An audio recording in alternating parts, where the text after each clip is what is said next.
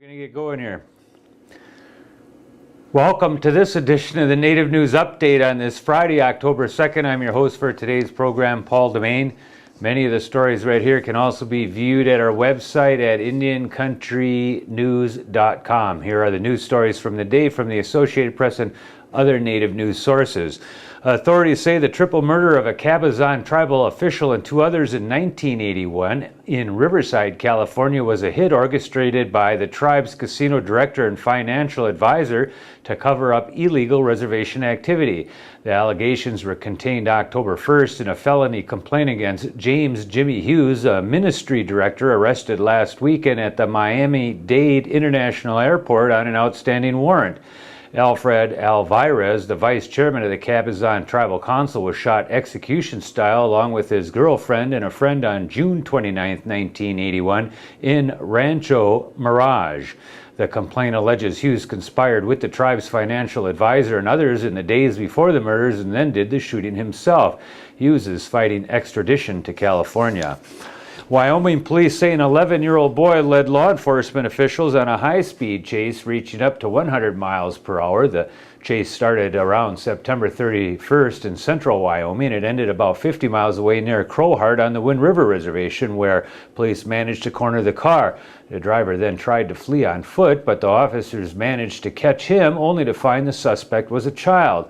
The boy was taken into custody by Wind River Police Department, which is handling the investigation. The Wind River Police Department referred calls about the incident to the Bureau of Indian Affairs. That story caught my own only maybe because I lent my car to a friend one time, and she left the car running, got out of it to come knock on the door, do something, and the 5-year-old put the vehicle into drive, drove it down over the hill. We had to call the police for a police report, so I got a police report showing that a 5 or 6-year-old child was driving my car that day. So you learn from that kind of stuff. Okay, I'm from ICWA Tribe is a rare glimpse into the life of a First Nations Anishinaabe woman stolen from her homeland as an infant of only 2 months of age from Manitoba, Canada. This infant, now a grown woman with children of her own, was helplessly caught up in the vast, unethical, and highly illegal adoptions of tens of thousands of Native, Indigenous, First Nations, and Métis babies and children perpetrated by the U.S. and Canadian governments and spearheaded in part by the BIA, Lutheran Social Services, and Catholic churches. Every year, Native American History Month tells the tales of our traditional and cultural stories, yet each and every year Native American Heritage Month passes by with none nor nearly any mention of the one particular vast historical occurrence that occurred throughout 3 decades of the 20th century.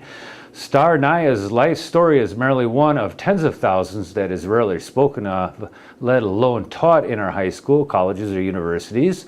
And this topic, called I'm from the Ikwa Tribe, is intended as a lecture or a keynote for universities and colleges and higher education facilities.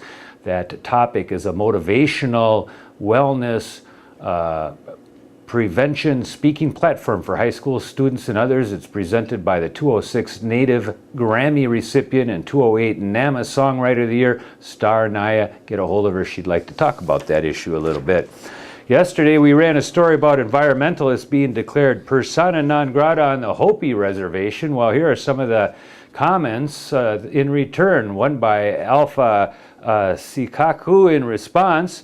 The Hopi Tiwa people have always considered themselves to be the best environmentalists in the world. We made a sacred covenant with Masa, or the Supreme Being, to be good stewards of the fourth world we live in today. We as people all have the responsibility of being caretakers of Mother Earth. You care for it and take from it only what you need, and it will provide for you. I never thought I would see the day when being Hopi meant being anti-environment, pro-big corporate energy, and actually promoting pollution and global warming in a favor of dollars and money. This is the New World image of the Hopi, thanks to Scott Canty, Neda Tale Umptiwa, Philip Kwashitawa, Mary Felter, Ivan Sydney Journal, and the rest of the illegally constituted Hopi Tribal Council. In essence, a coup. It is a sad day for the Hopi Tiwa people, and I am disappointed. Okay, and we had another comment here in a second message regarding the banning of environmentalists. I'm surprised the illegally constituted Hopi Tribal Council barred environmental organizations from coming to the aid of the disenfranchised Hopi Tiwa grassroots people. This is part of the pro-Peabody Council to cheer the hurdles blocking Peabody from getting a life of mine permit to continue the destructive surface mining activities, which has already destroyed untold numbers of archaeological sites, burial grounds, rock art, and cultural resources.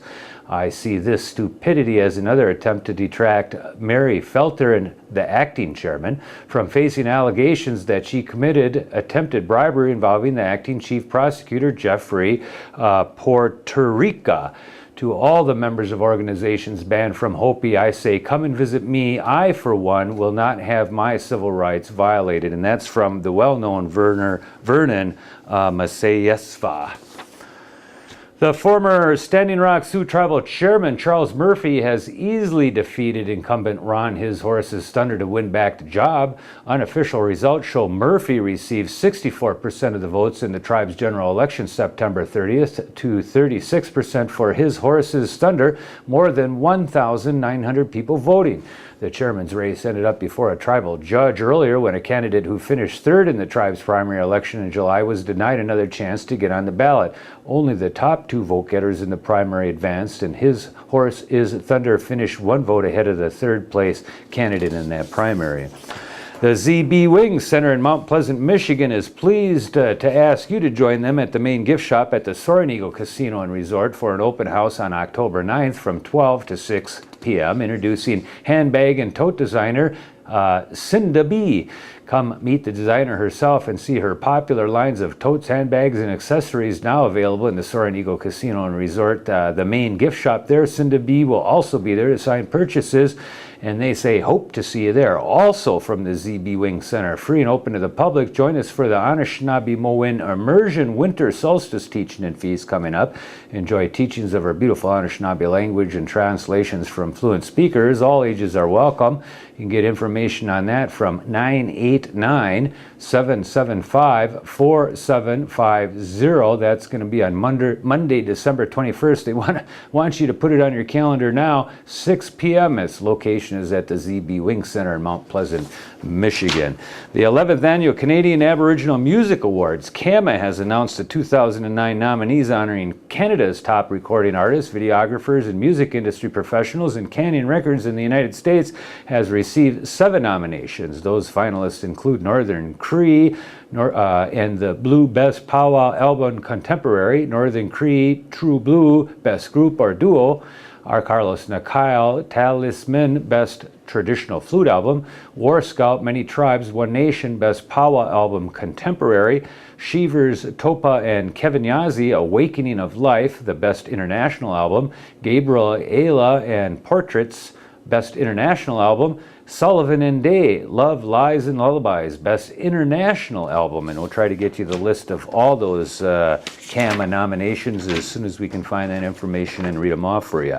Watch tomorrow on the front page of IndianCountryTV.com and IndianCountryNews.com for the digital players. We're going to see if we can hook you up with a live feed from the Native American Music Awards in New York and that festival through live stream. And keep an eye open for information announcement on the live Harmony Cafe free concert in Green Bay, Wisconsin, 6 to 9 p.m. on Wednesday, October 7th. We're also going to try to live stream that at IndianCountryTV.com as well. So we want to thank you all for thank you all for joining with us again. And that is the latest roundup of news from Indian Country on this edition of the Native News Update. You have a great day.